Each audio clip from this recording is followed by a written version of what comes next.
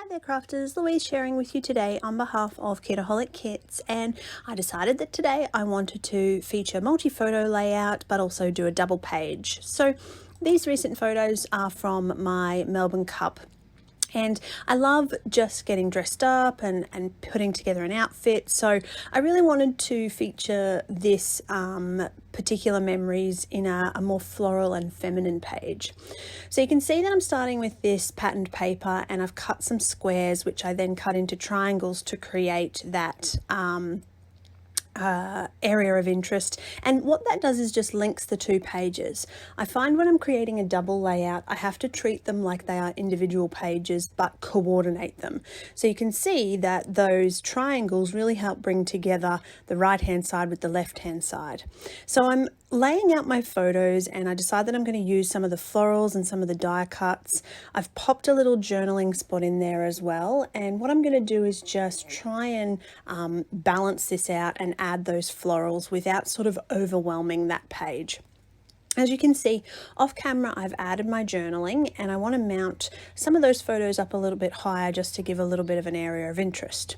Now, I didn't actually start with mixed media in mind for this layout, but as I'm putting it together, I really like the layers that I've got going on. I like the photos and how things are sitting with the triangles. It just needed something a little bit extra in that background. So I think about what I want to do. Do I want to leave it plain? Do I want to add some gold? Because as you know, I love to use gold and add gold. It's my favorite sort of embellishment color. And that way I can actually decide what I want to do. Once I have sort of finished adding elements and laying out areas of interest, I'm going to have a bit more of a think off camera about that background and come back to it. So I'm sticking everything together and decide that yes, I do want to add some colour. So I'm going to start with the pink, dusty pink that we got in the acrylics, and I'm going to add lots of water and use a wide sort of fairly thick paintbrush, and I'm going to just see if I first of all like that. So I always add my colour underneath my cluster first, and that way if I don't like it, I'm going to cover it up anyway. But once I decide that I like it, I'm going to just add some areas of interest with this colour around underneath those layers, and some little splatters as well to bring that all together. So it doesn't need to be too much colour. I just want a little bit poking out behind the areas that I've created in this background.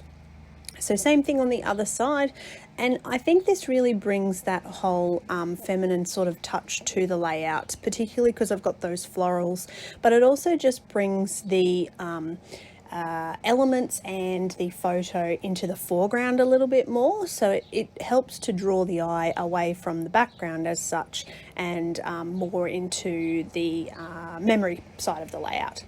Now what you've seen me do there is I've just dried a little bit of the colour away, and then I go back in with the leftover paint and add some more colour into areas where I want different pigment levels of colour. So you can see that some of it's darker and some of it's lighter, and then I lay my clusters over the top, stick everything down, pop a few little hearts around the page. I've already done my journaling.